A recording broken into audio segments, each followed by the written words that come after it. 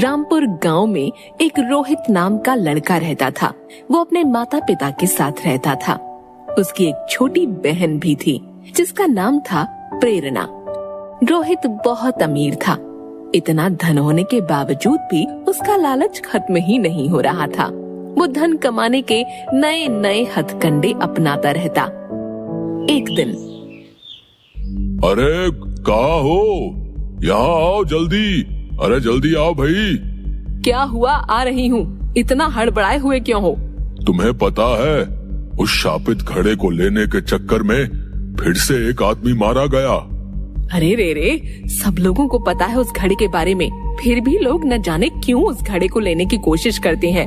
हाँ, कह तो तुम सही रही हो।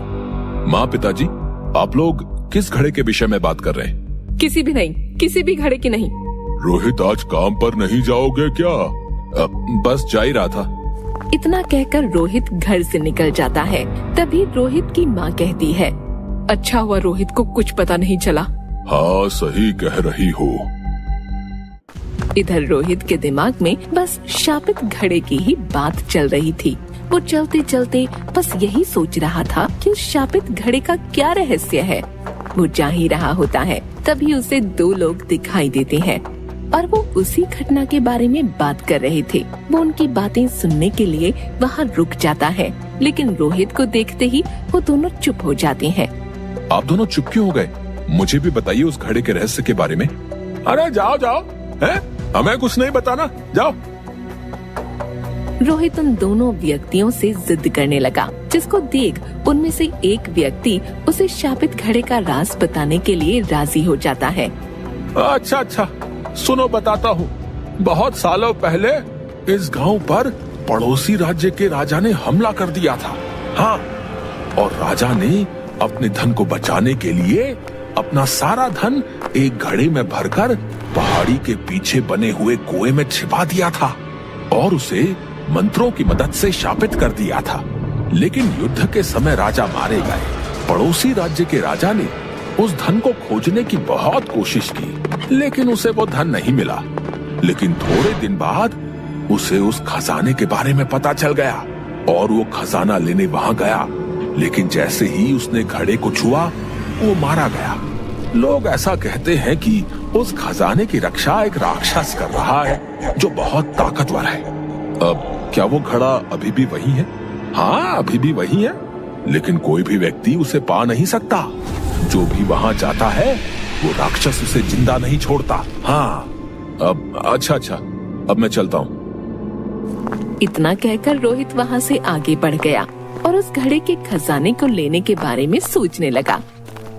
वो दफ्तर पहुँचा और काम करने लगा, लेकिन उसके दिमाग से खजाने की बात गई ही नहीं।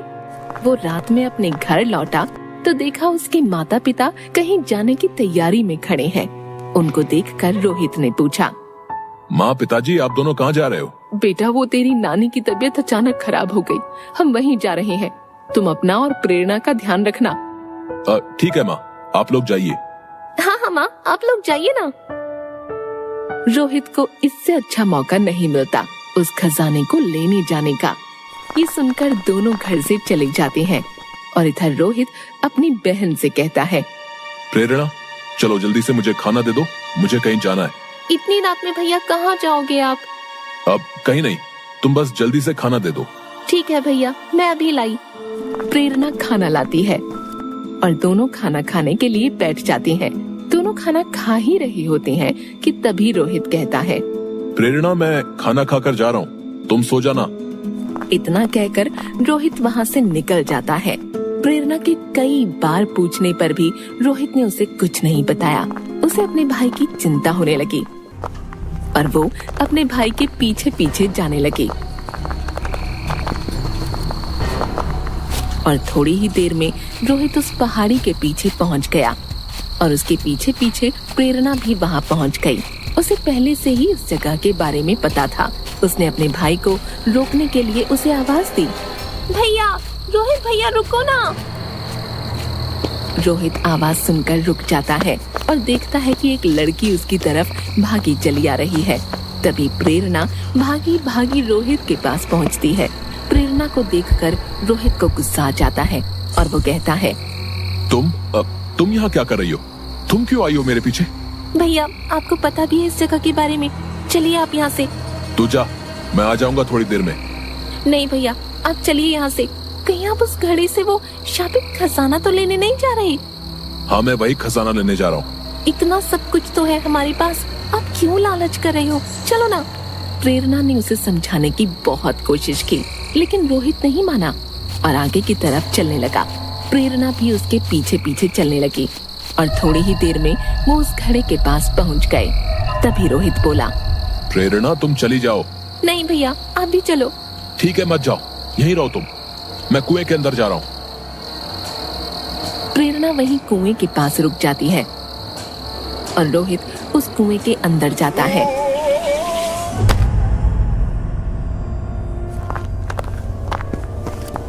और उसके पीछे प्रेरणा भी उस कुएं में चली जाती है। रोहित थोड़ा आगे बढ़ा तो उसे घड़ा दिखाई दिया जिसमें सोने के सिक्के भरे थे। वो वहीं रुक गया। प्रेरणा भी वहीं छिप गई।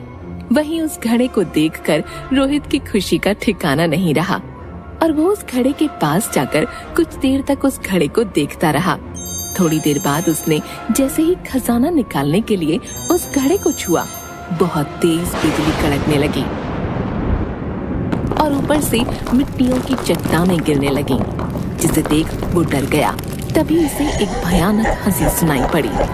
उसने डर के मारे अपने हाथ पीछे खींच लिए और पीछे मुड़कर देखा तो उसके सामने एक राक्षस खड़ा था। उस राक्षस की आंखें अंगारों की तरह लाल थीं। उस राक्षस ने रोहित को घूरते हुए गुस्से में गुर्राया, दुष्ट व्यक्ति, तेरे पास किस चीज की कमी है जो तू यहाँ आया है? तेरे पास सब है, फिर भी तेरा लालच तुझे यहाँ खींच लाया। राक्षस की ऐसी बातें सुन रोहित डर से कांपने लगा। डर से कांपते कांपते उसने कहा, मुझे माफ कर दो, मुझे माफ कर दो, मैं कभी भी ऐसी गलती नहीं करूंगा। लालच करने वालों के लिए मेरे पास कोई माफी नहीं है। तुम्हें इसकी सजा मिलेगी और इस गलती की बस एक ही सजा है और वो है मौत। राक्षस की ये बात सुनकर प्रेरणा भागी भागी वहाँ आई और बोली, आप मेरे भाई को माफ कर दीजिए, आप उसकी जान मत लीजिए, आप उसे छोड़ दीजिए, चाहे तो उसके बदले आप मेरी जान ले लो। आप इसे कुछ मत कीजिए, आपको जो सजा देनी है आप मुझे दे दीजिए। मैंने गलती की है, मेरे मन में लालच था।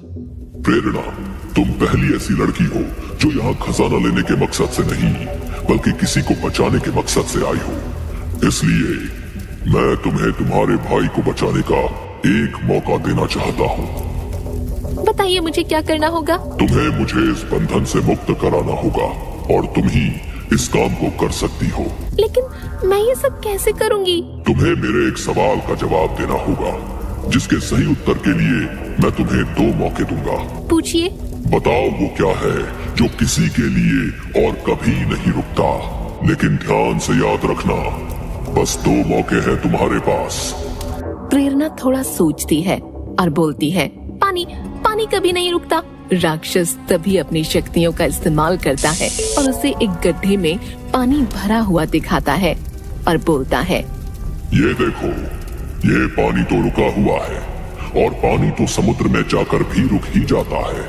अब तुम्हारे पास बस एक मौका है अपने भाई को बचाने का। अब बस एक मौका और।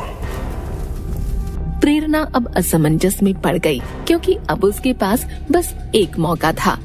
वो सोच में पड़ गई। तभी वो राक्षस बोला, जल्दी कर लड़की, समय निकला जा रहा है। राक्षस की ये बात सुनते ही प्रेरणा को समझ आ गया कि समय किसी के लिए नहीं रुकता और उसने तुरंत जवाब दिया, समय किसी के लिए नहीं रुकता। तुमने एकदम सही जवाब दिया है। मैं तुम्हें और तुम्हारे भाई को आजाद करता हूँ। इसके बाद उस राक्षस को मुक्ति मिल गई और वो उस घड़े के साथ गायब हो गया।